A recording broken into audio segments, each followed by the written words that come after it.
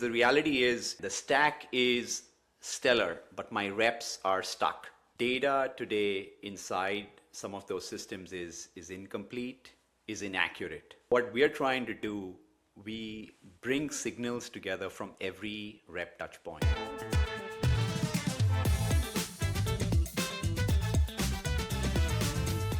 Everybody's talking about AI, but AI and automation and AI replacing jobs. But why not AI helping us to be better at our jobs, be better managers, better coaches to our team?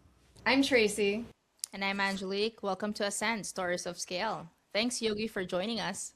Absolutely. Delighted to be here and excited to have this conversation together. Yogi, can you share us a little bit of your background from starting into consulting, Palo Alto Networks, and path to like PeopleLens? I grew up in the world of strategy consulting, spent about a decade there at McKinsey. McKinsey moved me to the Valley, left that world of strategy consulting. I went into tech land, or every time I went to a different company, I also changed my function. And so I went from the world of strategy to the world of sales, from there to the world of marketing, from there to the world of product. I was at Palo Alto Networks, which is where all of this began at PeopleLens. And I sat on the people team there, really running people tech and analytics, all things employee experience, employee tech. And so my journey across those different companies have shaped me to really get ready perhaps for this ride. Looking at that background of yours, moving into different departments and landing to where it is now, what specific problems that you've seen to made you think like, okay, I need to start something, I need to kick off PeopleLens? Palo Alto Networks was a single product company at that point in time. Firewalls, on-prem, hardware, that's what we excelled at. We had done that really, really well, gone public. He was like, hey, this is got to be a cybersec company, not just a firewall company. So off we went on the acquisition trail, 17 acquisitions in a very, very short span of time, just about the same number of months. And every acquisition was about 30 days, start to finish. Bring in the product team, bring in the engineering team. For go-to-market, we'd lean on our homegrown reps. And that story kept playing out. That playbook came together beautifully. Stock doubled, revenue grew at a very nice clip. Everything seemed to be going really, really well until we missed our numbers 2 quarters in a row. And the stock fell off, and we were all pretty focused on the problem at hand, which is getting go-to-market right. My boss at that point in time said, hey, we've got to help. And I was like, yep, of course. We're partnering with the sales teams and sharing data, sharing insights. We're running a few joint projects. She said, and what she really meant was, you've got to put on your people lens. Here are the keys to the kingdom. The guys in sales have access to the CRM, have access to data sets around that. They pull out insights from that world, go out and make decisions. The guys in finance do exactly the same thing. So PeopleLens is really focused on making every manager a better coach. In the last few decades, the CRM was born. It's become the front and center in terms of sales tech for every sales organization. But it's for most part really zooming in on the customer and every customer record. You can now pull a gazillion fields on the customer, what accounts, who's the contact, how often are you talking to them, what format, what channel, what frequency, what's their pet's name, what's their spouse's name. You can go as deep in that world. And the customer 360 is really where the center of gravity is at. What we learned was there needed to be something similar to put the rep in that equation. Today, what's happening is the customer is pretty much in that center, but the rep is a forgotten part of that equation. What we're doing is we're bringing them back into that equation and beginning to serve them. So we have a lens for the front line, a lens for the rep, a lens for the manager, and obviously a rep for the exec. And what we're doing with that lens is to really make sure that everyone knows that Mike is struggling or John is hitting it out of the park, What they don't quite know is the why.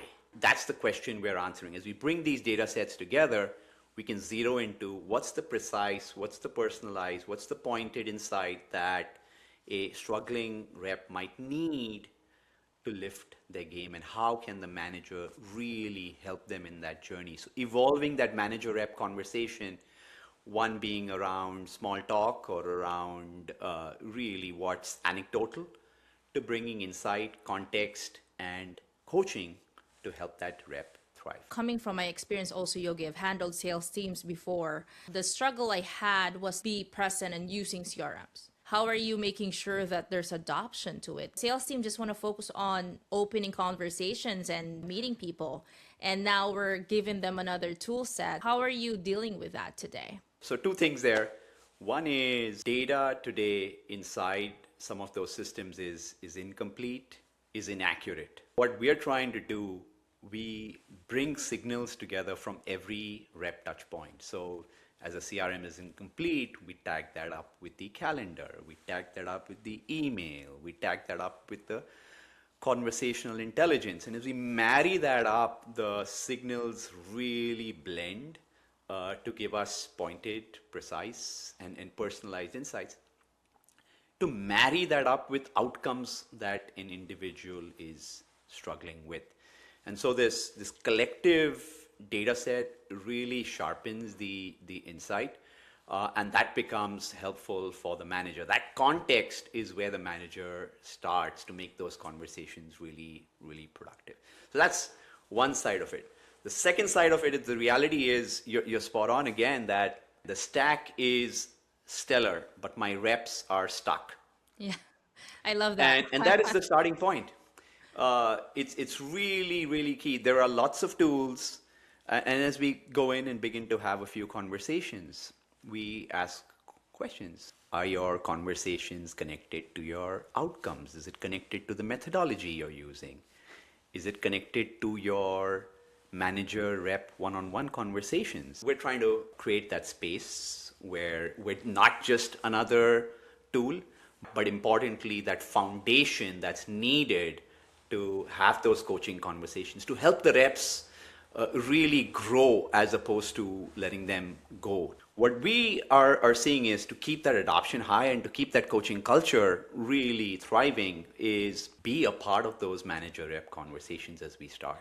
As we bring PeopleLens in, as we bring the insights, we're part of those conversations for the first few weeks, in some cases the first quarter, to make sure that the rep and the manager conversation is evolving from what it is today to one where that insight is at the center of that conversation. And we found that to be an amazing vehicle to really keep that adoption going, to make sure that folks don't have to go out there, look at 4 different dashboards and figure out what's happening. But every week, our coaching agent comes to life, and the manager and the rep are having the conversation with the insights, with the past week's context, with the snippets, with the methodology. Like, here's where an individual is struggling, and here's how I have to help him thrive or help her thrive. This being something that people aren't doing every day with AI is focusing on the people. How did you get in front of your first customers? And which channels and strategies did you use to bring this new perspective? So as we chat with sales leaders today, we find folks that are deeply care about coaching. That's been a massive unlock for us as we determine, where do we fit and who can we help sooner. So it's been fun, but it's been a winded path to figure that out. Yeah, and I think, Yogi, to your point, it also sits probably on the sales budget, right? That's probably why the decision happens in there. Since this is new vertical, it's not quite a CRM, it's not quite like a conference that you have to pay tickets to or anything like that. There's no line item on the budget for this, for the folks that you're talking to.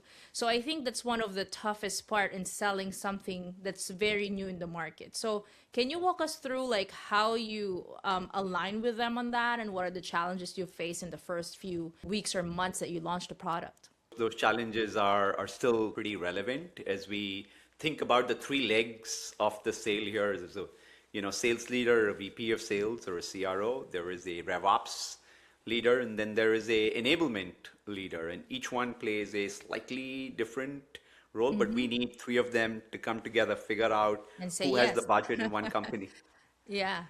Yeah, and so those conversations mean a bunch of bouncing around, a bunch of alignment, slower sales cycles at times. But what we found is that is we can connect them all on what's the top line outcome. Like, how can we just get a pilot started and figure out what are your mid performers doing today, and how can we, over a very short span of time, 30 days, begin to help you move some of those mid performers up, and what's the top line impact?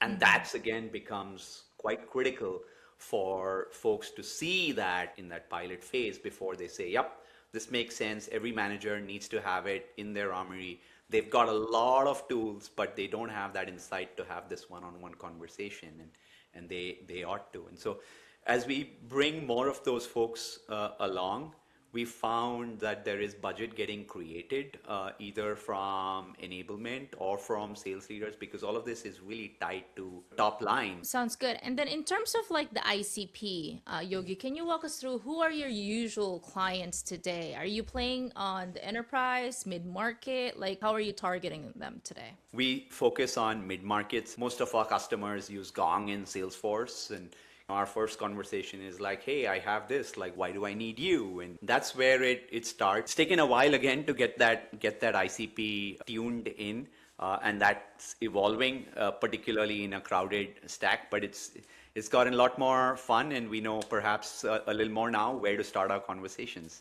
We love the term rep level diagnosis. We were talking about that. What is an example of this, and how that conversational intelligence comes to life in the type of AI that you're working with in order to be the coach's coach and to help relationships? As a former strategy consultant, 2 decades in the past, we've done a lot of this analysis. That's where we would start an engagement with most sales leaders, like, hey, you're facing this problem, you have this strategy, and here is after 8 or 12 weeks of hard work in an engagement, after a few hundred conversations, we'd come back with a summary and exec deck, and share that with the corner office, and it would be the 3 or 4 programs. What we're trying to do is really take that same level of insight, that's intellect, and break that down for every individual. With the world of AI, we can do that now. And so as we connect data sets, we want to make sure there's the power of insight in the hands of every manager, helping them, empowering them to coach, giving them the context, giving them the perspective on what was said in the prior week's call. Really, where is this individual at in their growth trajectory? What do they precisely need help with? What metrics do most companies get wrong when evaluating sales performance? I mean, they already have all these systems in place, but having PeopleLens, you're saying like, hey, it's adding a lot of value, X, Y, and Z. What are the metrics there? The metrics that really matter are the outcomes. It's quota attainment, win rate, deal size, sales cycle. Folks know that. That's what they see. That's the scoreboard. That's very, very visible. But that why is not quite visible. And so we're able to drill down into that why. Some of those leading indicators that they would call it, or what can we do today to course correct some of those outcomes that might come through in the next 3 months, in the next 6 months. And so it could be, of course, their activities. It could be where they allocate their time. It could be competencies of a individual rep, and the behaviors and what they're saying in those calls. And the more we are able to tie it all together, we can begin to get holistic about rep performance. We can begin to truly focus on that person inside the salesperson, because it's not just about activities.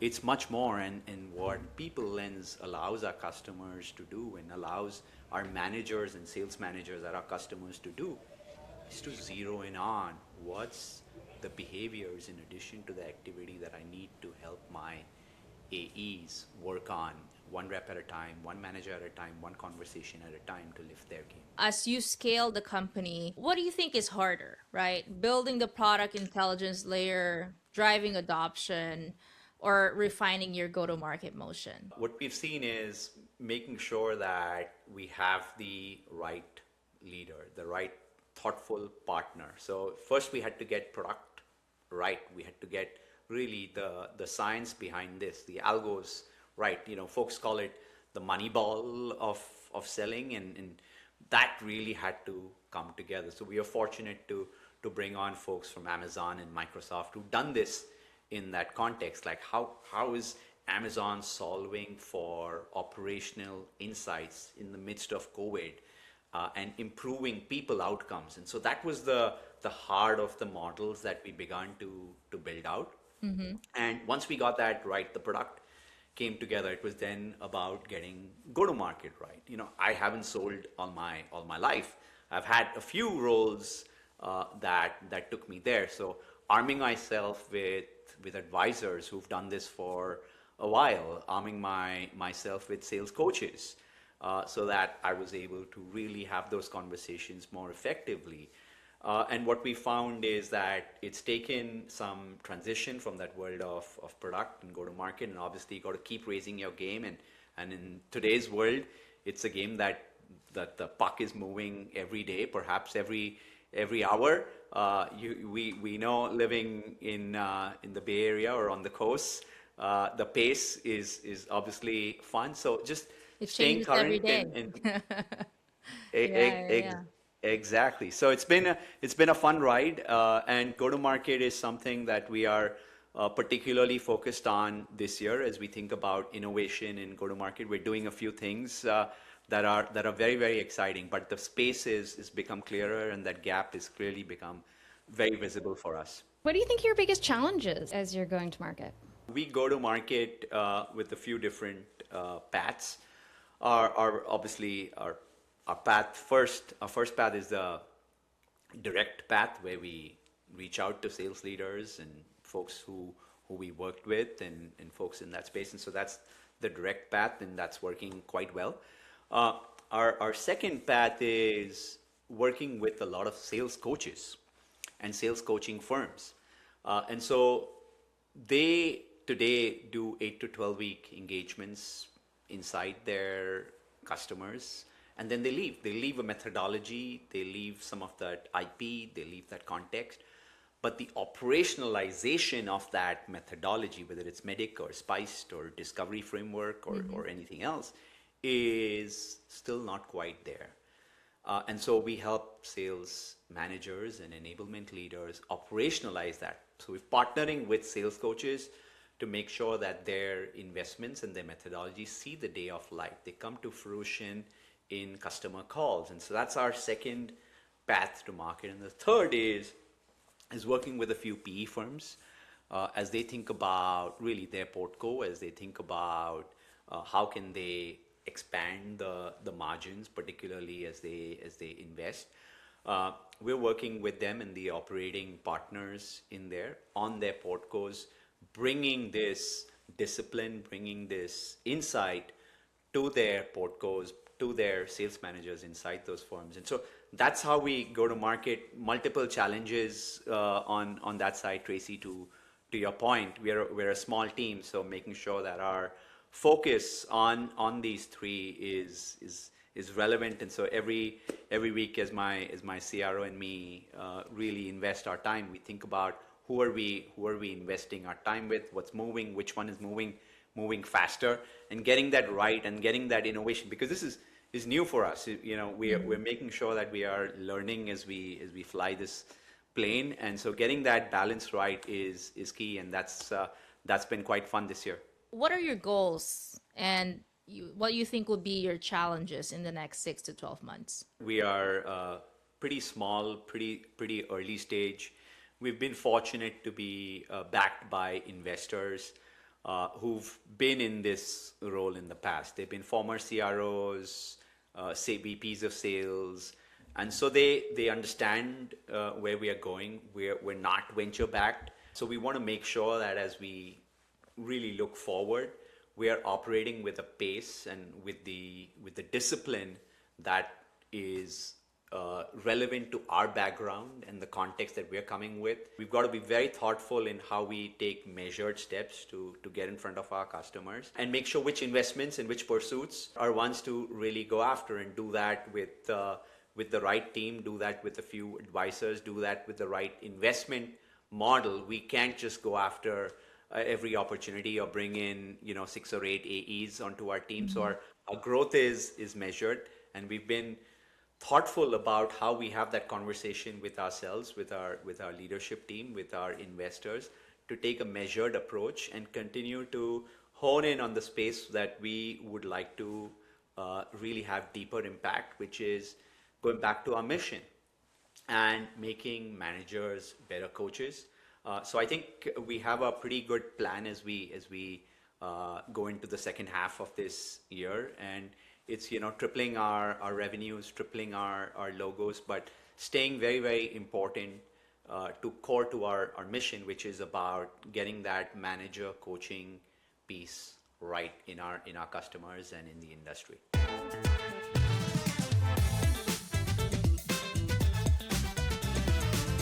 Yogi, where can they find you? How they can reach out to you if there's an interest to talk to you guys? Obviously, LinkedIn, Yogi Punjabi is number one. To PeopleLens.ai, and either we can sign up as a demo, or my email is out there as well. So love to have a conversation. Love to learn from the folks in the industry, in the go-to-market world, and we think this is a journey that's progressing at a great pace. So excited to have conversations.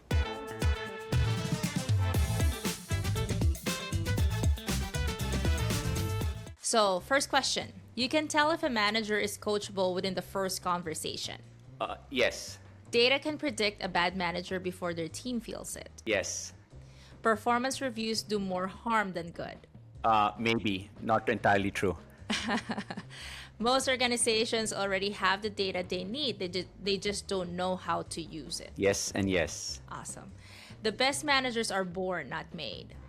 Well, managers can be made, and there is work to be put in there, and coaches have a role to play. Thanks again, Yogi, for joining us. This was amazing, and we wish you all the best. Let's keep in touch. Thank you for coming together, Tracey, Angelique. This was so much fun, and really excited to see this in the hands of the viewers, and really fun conversation. Thank you for bringing it together. Thank you. Great. Thank you.